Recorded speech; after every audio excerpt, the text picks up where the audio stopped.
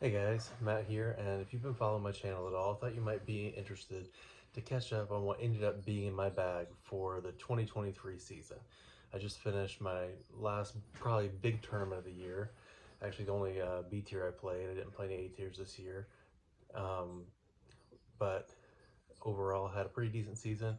Won a couple tournaments, and unfortunately, my big one yesterday, I got second because I lost in the playoff. Played a couple really good rounds though, but thought I'd go over the disc that got me there, and still rocking the Grip A series from 2015, I think. Great bag, lasted a long time. So take a look at our putters first. I've got three Westside Swan 2s. The ones I've used most recently are these Lavender BT Softs. I switched from the black mediums I was using for the majority of the year to softs for the slightly colder weather, but those are great. Made a lot of putts for me yesterday. And then if you've watched any of my in the bags over the last several years, you've probably seen this one. This is my BT Mega Soft Swan.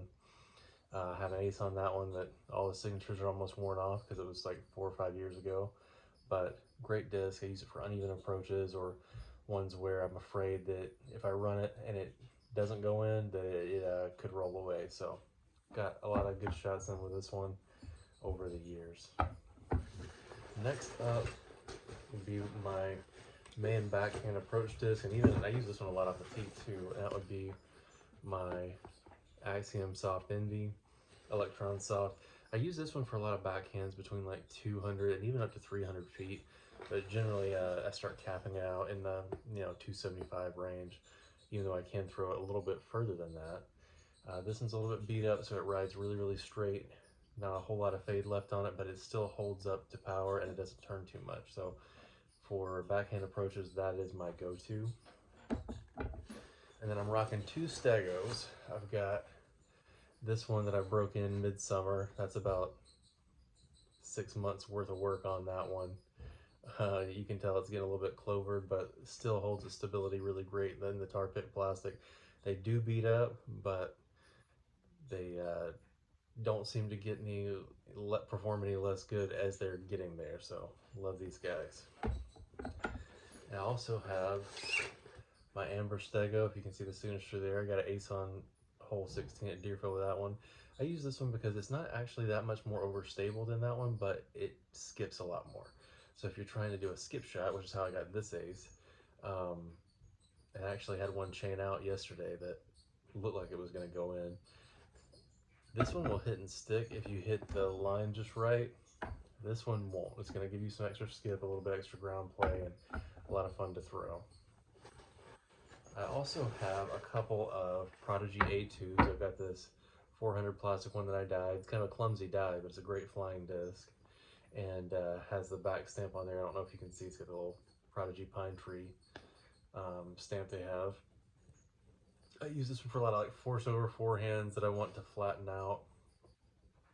Holes where maybe a backhand would be more traditionally a better shot shape, but I want to keep my eye on the target longer.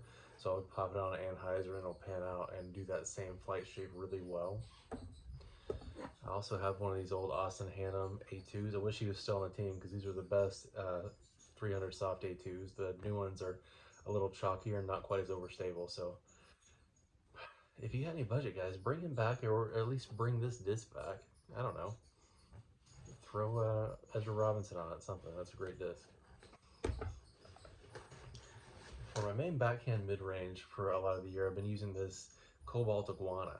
I like that one because it's kind of like a Comet OS. It's in between a rock and a Comet in terms of like feel and stability. Pop it on a little bit of hyzer, it's gonna flip up and I'll ride straight for a really long time.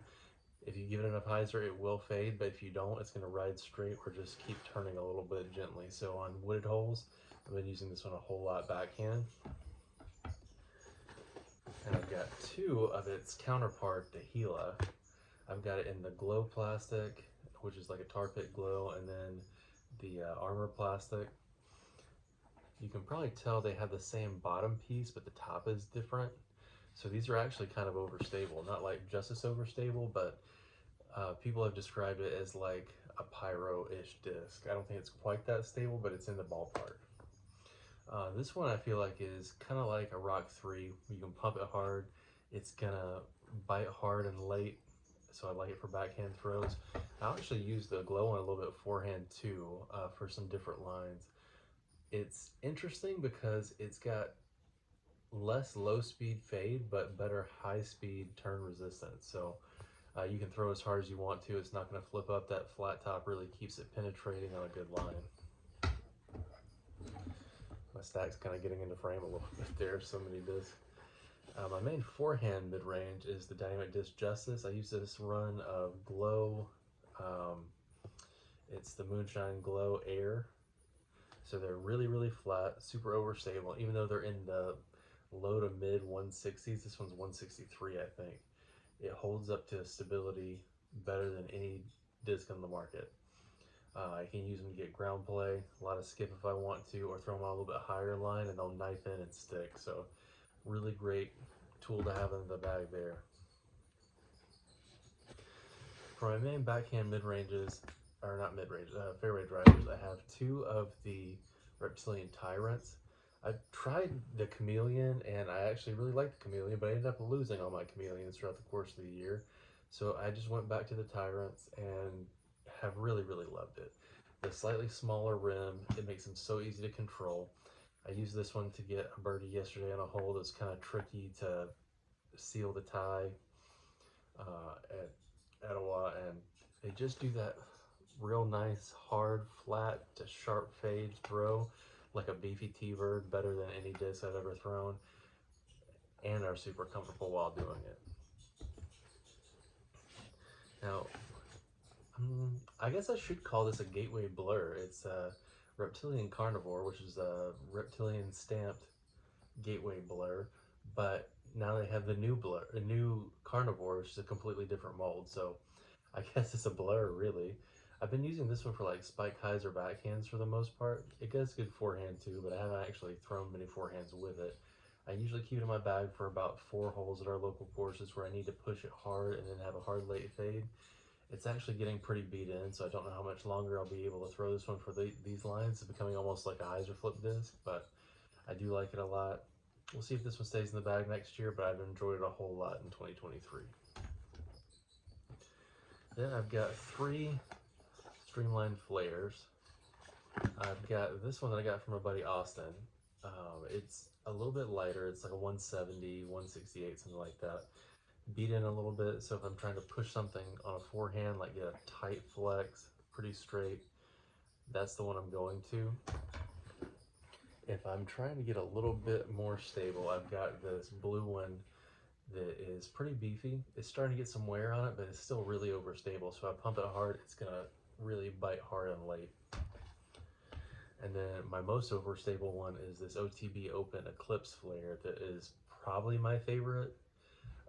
The other ones, I hope didn't hear me say that, but I do like this one a whole lot. It hits a whole lot of lines for me and can play skips like crazy. My main backhand distance driver this year has been this Spectrum D2. I've had a couple D2s throughout this year, but this is the one that's really gelled with me, and even though it's green and sometimes hard to see, the fact that it's got that kind of white ripple through the middle has made it easy to find, and I can't throw too many other discs on a backhand hyzer and have them go for over 400 feet, and I can with this one. So I got a couple backups and hope to be throwing these guys for a while. I've been bagging this one all year, the Nico Adder. I've been bagging this pink one completely since even last season. Been throwing this one for a really long time. Even I think mid-summer last year, I started putting in the bag for certain shots. But I picked up this orange one.